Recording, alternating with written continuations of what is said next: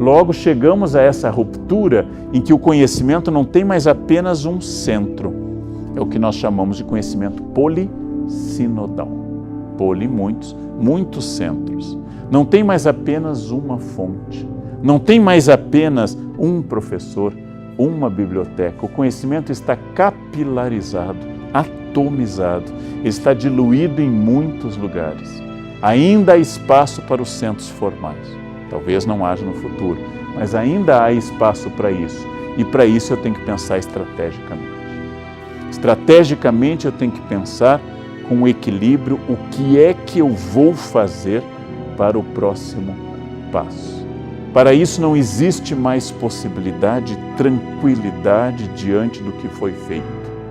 Não existe mais passado como argumento. Não existe mais a ideia, a nossa escola foi a melhor escola durante 50 anos. Bem, isso explica o passado, mas e agora? Ah, mas nossa empresa está bem, outras grandes empresas também estiveram. Eu consegui tudo isso. Quando eu era jovem, eu era isso. Bem, não é mais.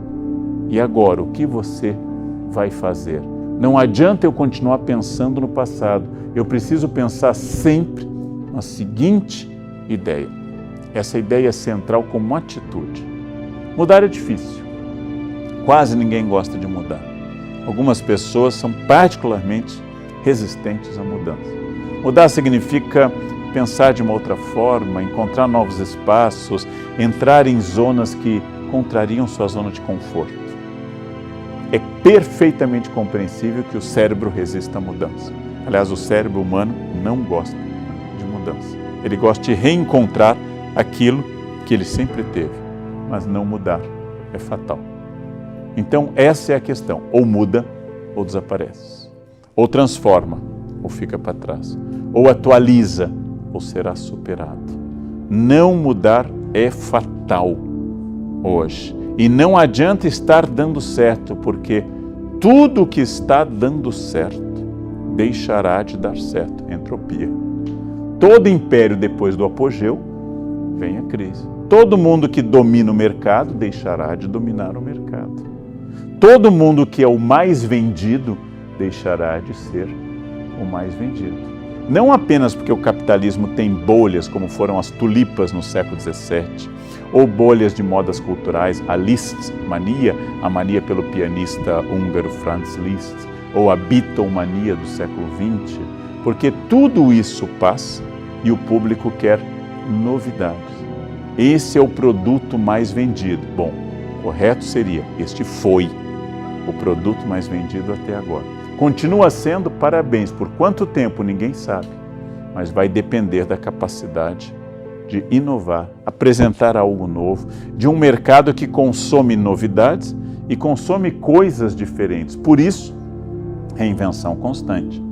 Qual é a característica da reinvenção constante? Uma mente disruptiva, uma mente que não fique satisfeita, uma mente que busque a quebra, como sempre foi na história. Afinal, Aristóteles, ao criar sua obra, quebrou muita coisa que era considerada correta até ele. Depois, Galileu, ao contrariar Aristóteles em alguns pontos, quebrou paradigmas aristotélicos. Depois, Newton quebrou paradigmas. Depois, Einstein quebrou paradigmas newtonianos. Isso sempre ocorreu, mas era assim. Galileu no 17, Newton no 18, Einstein no século 20. A grande questão é que esses paradigmas hoje estão sendo quebrados muito mais rapidamente. O que era uma empresa eficaz, produtiva, com trabalhadores dedicados há 100 anos, todos uniformizados, chegando na hora, ocupando seus postos, batendo cartão, fiéis às diretrizes da empresa, funcionando como um corpo, como um sistema. Eis que o modelo de hoje pressupõe, em várias funções, que cada um possa chegar em um horário. Hoje nós sabemos que se a mãe primeiro deixar seu filho na creche calmamente e for trabalhar depois, ela trabalhará de forma mais produtiva do que se ela fosse submetida a um horário em que ela tivesse que terceirizar a entrega do filho na creche. Sabemos hoje que a capacidade das pessoas de produzir está relacionada à tranquilidade anterior. E algumas profissões e algumas funções pressupõem que isso seja possível. Logo, a ideia de horário não é mais central para a produtividade.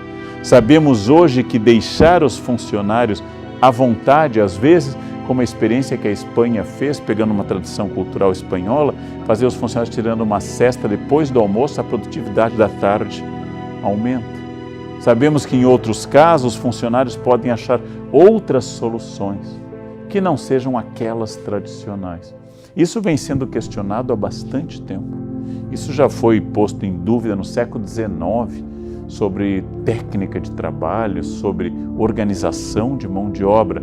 Porém, hoje a velocidade aumentou ainda mais.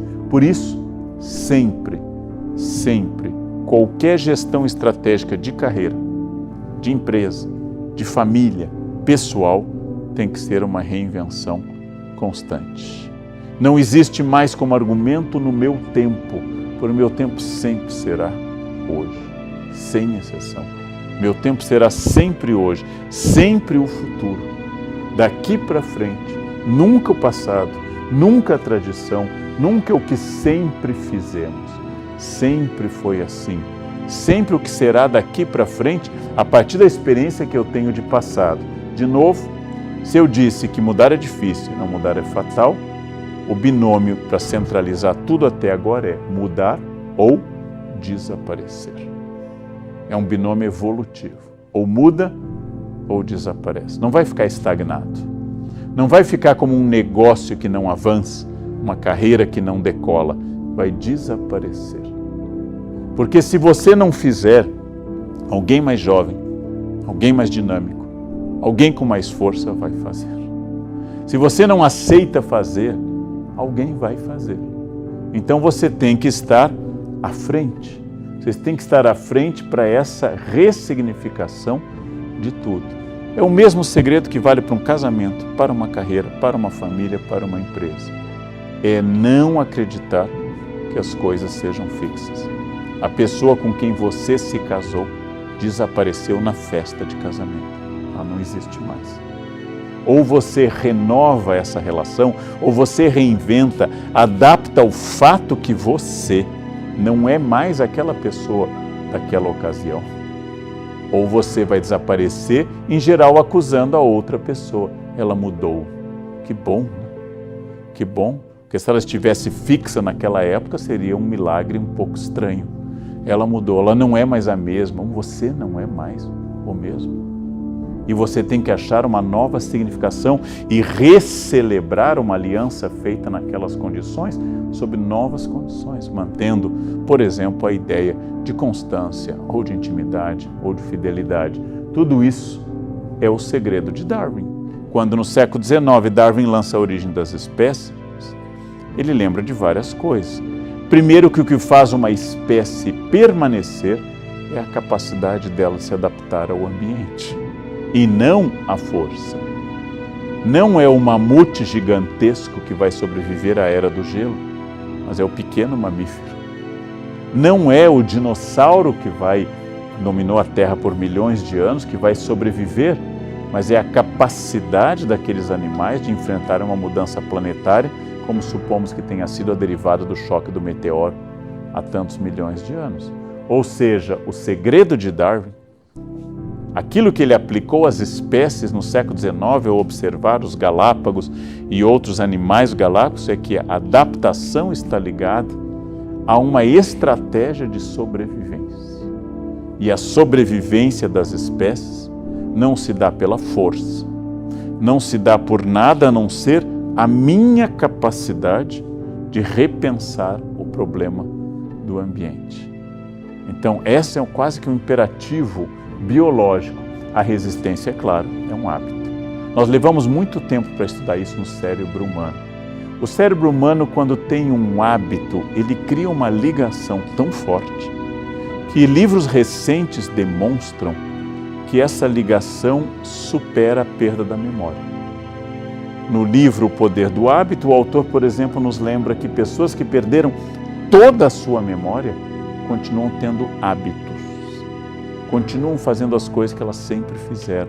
Aquilo que você perdeu, consciência, colocar o açúcar no café já servido, ou colocar primeiro o açúcar, depois o café, colocar o feijão por cima do arroz, ao lado do arroz, ou o arroz e depois o feijão por cima. São 3 escolas dominantes no Brasil sobre o uso do feijão. A pergunta técnica é: qual é a diferença em relação ao produto final? Ou seja, o que sai do sistema digestivo, se você colocar por cima, ao lado ou embaixo, que nenhuma, mas o seu hábito vai continuar sendo feito. Quem ensinou isso para você? Você não sabe. É absolutamente natural. Vocês vão ver que os tiques nervosos, a maneira como vocês reagem, tudo faz parte de um código imenso de hábito, que o cérebro resiste e insiste, porque se eu tenho um hábito como acordar e tomar banho, o cérebro não precisa pensar. E se ele não precisa pensar, ele gasta menos energia. E como máquina inteligente, o cérebro quer a repetição do menor gasto de energia, onde os neurônios já fizeram uma ligação. Agora, se eu tenho que aprender uma outra coisa, o cérebro tem que aproximar neurônios que nunca tinham se aproximado, disparar redes elétricas que nunca tinham sido conectadas e vai ter que pensar de uma forma diferente. Os cientistas estimulam que para deter algumas doenças degenerativas, nós devamos fazer coisas que não estamos acostumados, como amarrar cadarço com a mão esquerda, se eu for destro, ir para casa por outro caminho, ou fazer coisas que eu não fiz tradicionalmente. Aprender uma língua, aprender um instrumento musical, são coisas que estabelecem novas conexões. E essas conexões mantêm viva a capacidade do cérebro de aprender. Um cérebro que não aprende é um cérebro que se atrofia mais rapidamente. Por isso, a primeira lição do cérebro é que o cérebro tem que vencer a resistência, entrar em uma fase de aprendizado, e se diz, por exemplo, que as pessoas que sabem mais línguas, que estudaram mais, retardam o início da demência senil ou até de males gravíssimos como o Alzheimer, porque o cérebro se acostumou a fazer conexões. Todos nós estamos perdendo neurônios o tempo todo. É uma célula que, tal como os óvulos, ela não se regenera, ela não surge nova. Porém, se eu for aumentando o conhecimento e mantendo o cérebro abastecido de informações, os neurônios vão tendo mais conexões e melhora a qualidade da conexão deles. Logo, sim, eu vou perder neurônios, sempre, independente do que eu fizer. Mas eu vou começar a tornar melhor essa qualidade. O cérebro é a primeira lição sobre aprendizado contínuo. Se você desafiar seu cérebro com textos difíceis no sentido de que o cérebro tenha que parar para achar um sentido, você vai fazer o cérebro entrar num modo contínuo de abastecimento.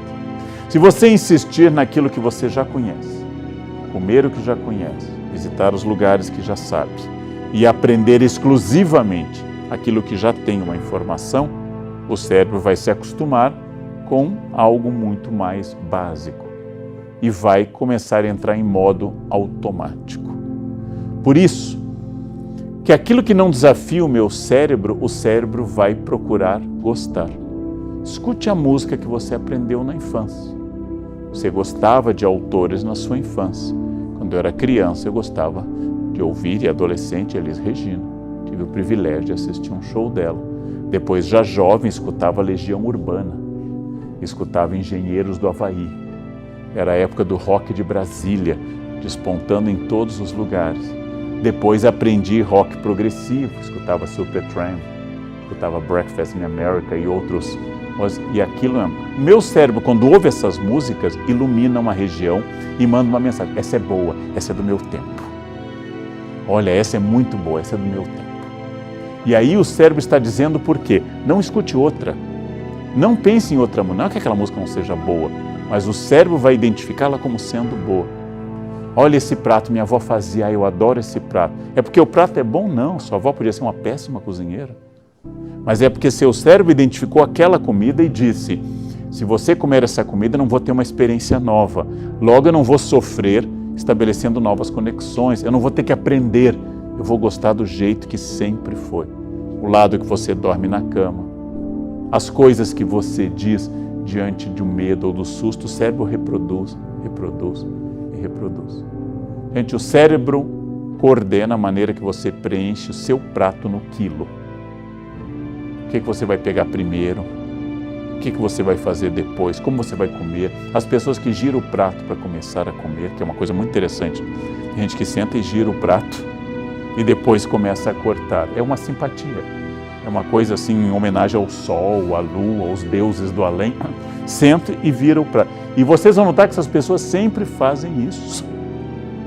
A pessoa volta à sua cidade natal, uma cidade interiorana horrorosa, medonha, caindo aos pedaços, suja, e dizem emocionados, essa é a minha cidade. Vai ter vergonha. Mas por que o cérebro fica alegre com aquilo? Porque o cérebro identifica uma memória. Esse é o lugar que eu nasci, eu vim daqui. Então o cérebro, ao identificar essa memória, cria uma zona de conforto que você gosta, que você lembra. Você se sente feliz até com o que não era tão bom. Você cria essa memória. E essa memória faz com que o cérebro busque a repetição, para que você introduza um sistema de aprendizado, um hábito novo, uma área de conhecimento desconhecido, uma língua, um instrumento musical, uma atitude, contenha uma outra atitude. Você precisa reprogramar o seu cérebro e, inclusive, contrariá-lo. O cérebro é muito astucioso e ele não gosta disso, ele vai espernear, ele vai encontrar problemas. Porque o cérebro quer que você fique por uma evolução de milhões de anos como todos os mamíferos. O que faz um mamífero? Ele come, ele dorme, ele urina, defeca, se reproduz e morre. E assim que o leão come a maior quantidade de carne da zebra possível, ele vai para um canto dormir a maior quantidade de horas possível, levantando para urinar, defecar, reproduzir ou caçar de novo. E assim até o fim.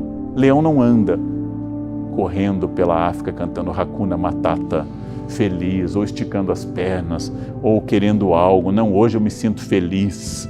Tudo isso é uma produção do nosso cérebro. Então dizer a você que você não deve comer a comida mais calórica contraria séculos de evolução. Porque o cérebro identifica na comida mais calórica a sobrevivência.